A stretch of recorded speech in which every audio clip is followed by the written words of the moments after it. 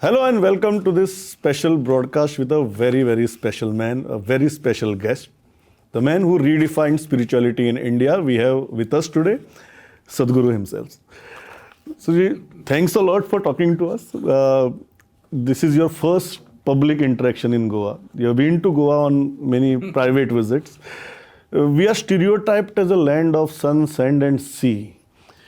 How do you see this beautiful land, the state of Goa, from the same stereotype or with a different vision? Sun, sand and sea are fine, they're wonderful. But if you look at Goa, most part of it is green. And keeping it that way and making a wealth out of it, understanding that it's all right to play in the sand, but we need rich soil to live, is very important. You're here on a Save Soil mission, and soil is a very interesting topic. It is culture of soil, there is politics of soil, there is economics of soil. Let's start with the campaign of soil. What is Save Soil campaign and why soil? Because usually people say save water, save trees, save tigers. Why save soil? I'm not somebody who's known to pick populist subjects because I neither have to stand for an election nor do I have to get an award or anything like that. So, soil, because it's not a new thing for me. Last 30 years I've been talking about soil, but what I see is I've spoken to agriculture ministries across the world, I've spoken to bureaucrats, a few heads of state and common people. When I speak, everybody says, Sadhguru, this is really fantastic, it's so important, it's really great.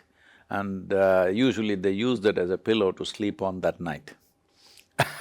So, I saw that I have to do something to shake them up a little bit. So, if I walk 30,000 kilometers, that would be a suicide. If I cycle, also at this age, it could be a suicide. So I took something which is risky enough, which could cost my life, but at the same time I could make it. Well, here I am, we made it. So in a way, it was a way to, emotionalize the issue. Why I'm saying emotionalize is, human beings will not invest anything worthwhile into anything for which they don't have emotions. If there is no emotion about something, they will not invest their life, their money, their wealth, their time, they'll not do anything. So it's very important to emotionalize. Just throwing out scientific data out there will be just ignored. Scientists, soil scientists have been talking about it forever. Nobody ever listens to them. They're talking among themselves in their own conferences, but people don't listen. Because people don't listen, governments won't listen, because democratic governments only listen when people talk about it. So I saw that unless you awaken the people, governments will not act.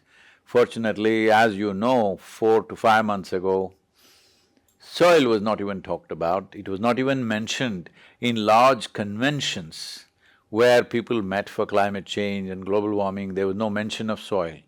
Today, fortunately, it's become part of the conversation. Many nations are unfolding soil policies.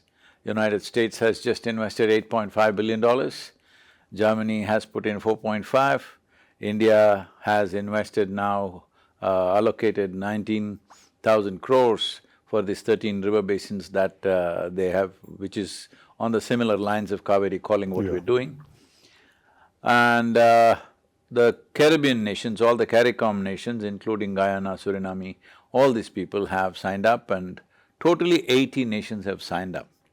Just now we had a Commonwealth General Secretary visiting us last week and we took her to all the model farms that we have created. She was super impressed and 56 nations are there in that group.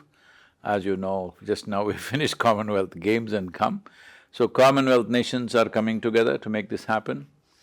The Chinese Republic has announced a soil policy, which is… we ran a very low-key campaign in China. We did not really run a high-powered campaign like rest of the world, very low-key. But immediately Chinese government has responded and now they're unfolding a soil policy. which I think is wonderful, because our sense of nationality should be only to a certain point of administration, politics and safety of people, all this stuff. Planet is not a cake that you can cut it into pieces and I will take my piece and go away somewhere, there's no such thing. Yeah. Because microbial life and all other life happen as a global phenomenon. But Sadhguruji, we have always seen this conflict between ecology and economy. Usually whenever we need to progress or do some development, we call it sustainable development. Now that you're running this very, very important campaign, do you really think that there is something as sustainable development, or when we talk about development, there is always going to be a toll on environment and economy? See, this is an unfortunate reality that people have pitted ecology versus economy. This situation is like this. You built one floor of your house and there was a foundation and a one floor. You wanted to build the second floor. Now you started pulling out the foundation stones and started building the second floor. You know what is the consequence. So that's exactly what it is. Ecology is the basis of all economic activity. Right now as you sit here, your body is soil, your clothing is soil, the paper that you hold in your hand is soil, just everything is soil. Tell me one thing that is not soil, the furniture that we sit on is soil, everything is soil. How do you run an economy without taking care of the basic source? Instead of treating soil as a source of everything that we do, we are treating it as a resource. That is a fundamental mistake we've made. But that also shows a lot about us as mankind. We have been on this kind of a self-destructive… You're leaving out the women. Yeah. You're excusing the ladies. Humankind.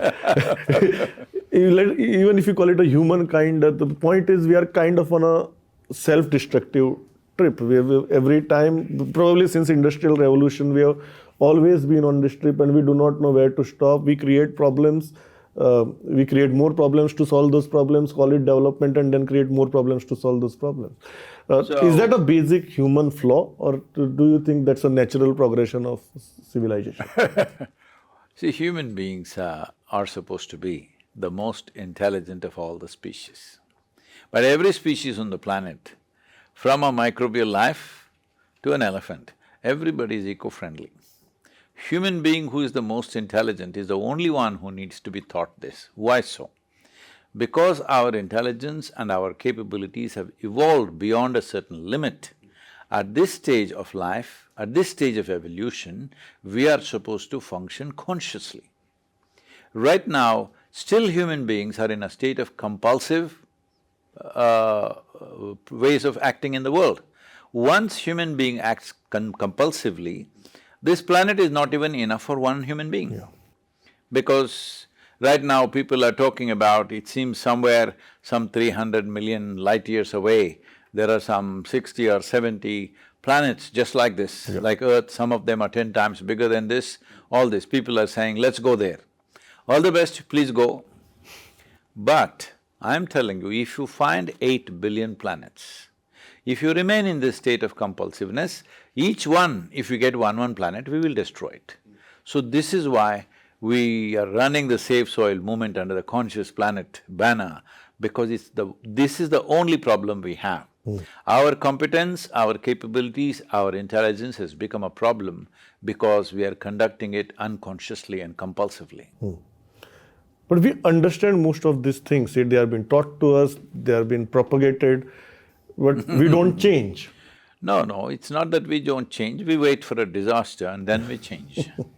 So this is what we are trying to… why the Save Soil movement is, right now, according to UNFAO, on an average, 27,000 species of organisms are going extinct per year. It's a slide.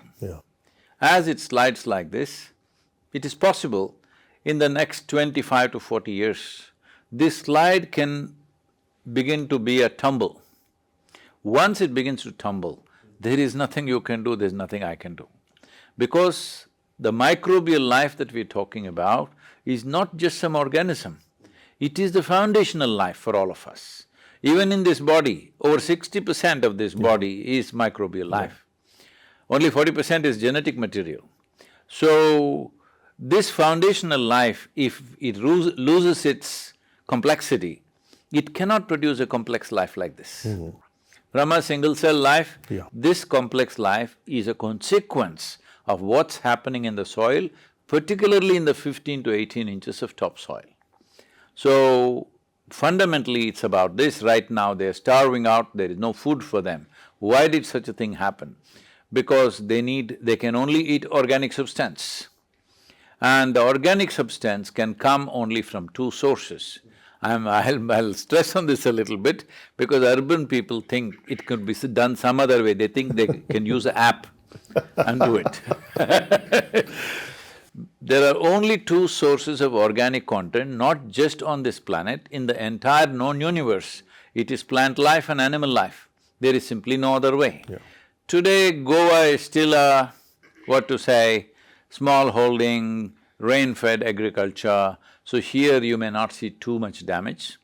But everywhere in the world, if you say a farm, it is deeply plowed soil, nothing but machines roam on this. No trees, no plants, no animals. Well, the tractors and machines cannot put organic content into the soil. So when there is no trees, no animals on the farm, you must understand we are unfolding a disaster. So that disaster has become an express need right now that if we don't tend to it now, we will walk into a disaster. What does it mean? People ask me, Sadhguru, will the world end? I said, see, that's the problem, the world doesn't end. If the world ends, all problems are over, all right? Everything is over. The world doesn't end. It'll go into a slow fade, which will be terrible. We should not forget this, just 70 years ago, this country was facing severe famine conditions. Famine is the worst possible way for a human being to die because it takes 3 to 4 months to die. There have been famines which have taken over 3 million people in a matter of 3 to 4 months. That's the kind of famines the country has seen and the rest of the world also has seen. Almost every culture has seen famines. After so much development, technology, education, information, all kinds of things that we have done, once again we are driving towards famine situations. This year, 7 nations are going into famine situations. 39 million people are facing famine right now because food has not come from Ukraine. World Food Program, which wanted some $15 billion to distribute food, doesn't have that money, those contributions have not come. So they have said that we cannot provide food for these people. It is expected in the next 3 to 4 months, 360,000 children below 8 years of age will die because of famine conditions. What is the point of all the development? What is the point of all technology, education, all kinds of things? What is the point if we are going to kill children without food? At least we must have the sense not to have children if we cannot feed them, because once you have become human, the idea of being human is, we do the same things the animals do. We are born, we eat, we sleep, we reproduce, we'll die, just like any other creature. Only thing is we can do everything consciously. Animals do it instinctively. Whether it's our reproduction or our agriculture or our industry or our civilization, if you do not conduct it consciously, I would say it's an evolutionary issue. On that point, we are as a nation, Sadhguruji, we are aspiring to be a Vishwaguru. What inner engineering do you think we need as a nation to achieve that? See, when we say inner engineering, what is engineering, first of all? When would you say this building is well engineered?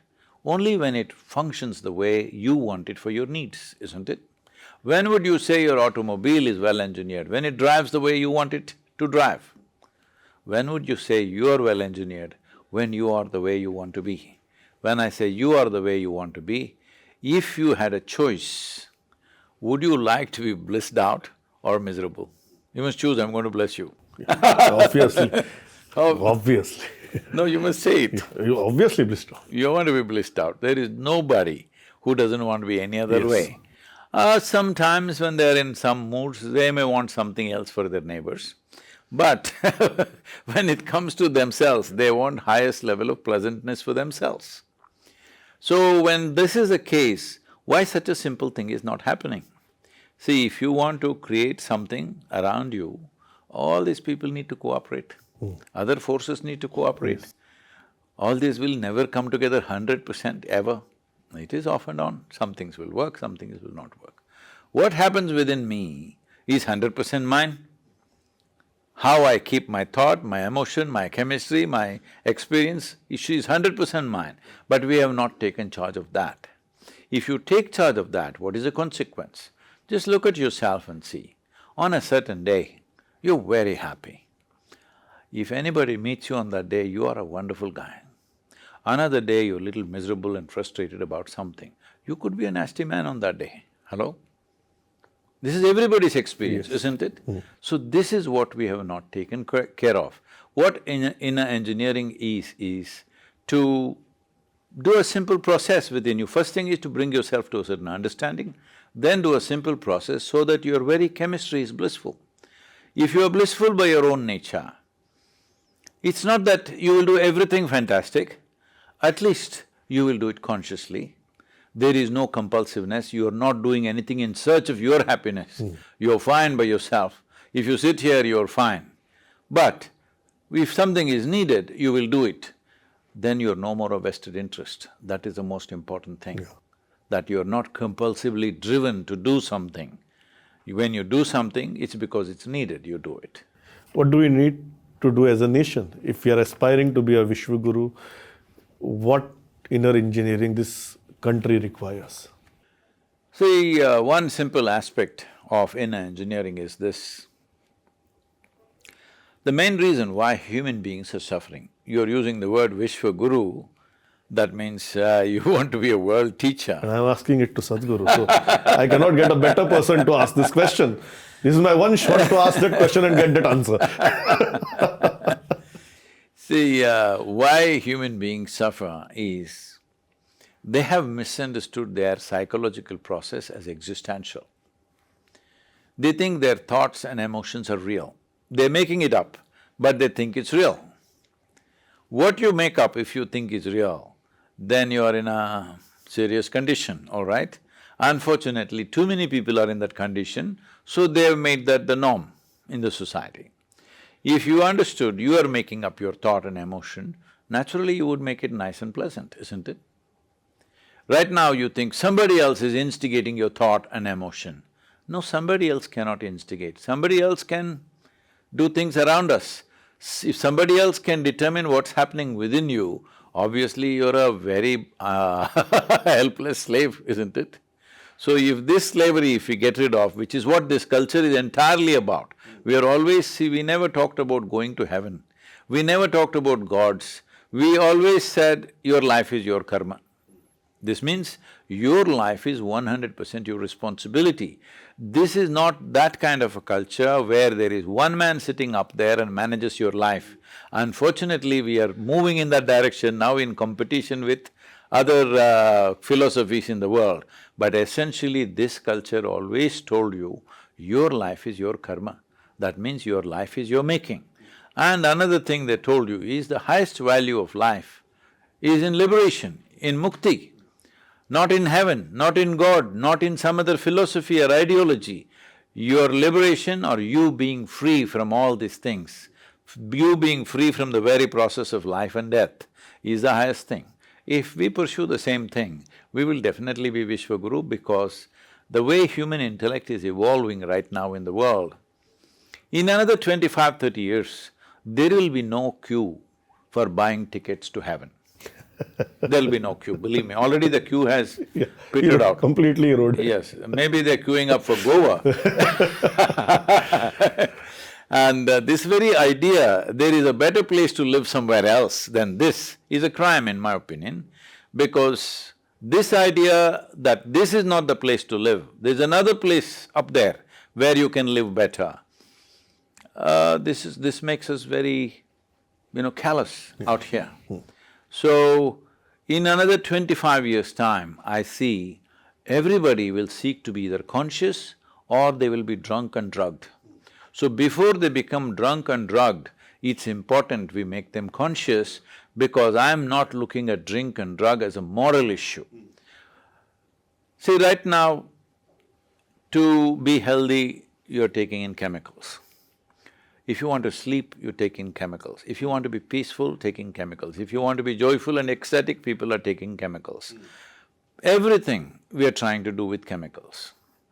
If 90% of humanity comes under chemical influence, either from agriculture, pharmaceuticals or backstreet chemicals, whatever they are, if we come to this and human experience and human well-being is determined by chemical usage, if this happens, the next generation that we produce will be much less than who we are. That is a crime against humanity, because next generation should be at least one step better than us. Yes, absolutely. Right now in this country, we are seeing two thought processes. One thought process believes that this is… right now the socio-political discourse in this country is about rebuilding this nation. Another thought process believes that it is about deconstruction of the democratic setup of the country. Which do you think is a more accurate depiction and why? See, do you want to run a conference or a country? You must make up your mind. Country is nearly 1.4 billion people. Just providing basic nourishment for them, health for them, places to live for them, opportunities for them to blossom into their lives is a massive challenge. This cannot be done philosophically. This has to be done very pragmatically, all right? So at the same time, your pragmatism should include all aspects of life, which includes the well-being of the environment and the ecology, the well-being of the inner well-being of the human being, all these things must be taken into account.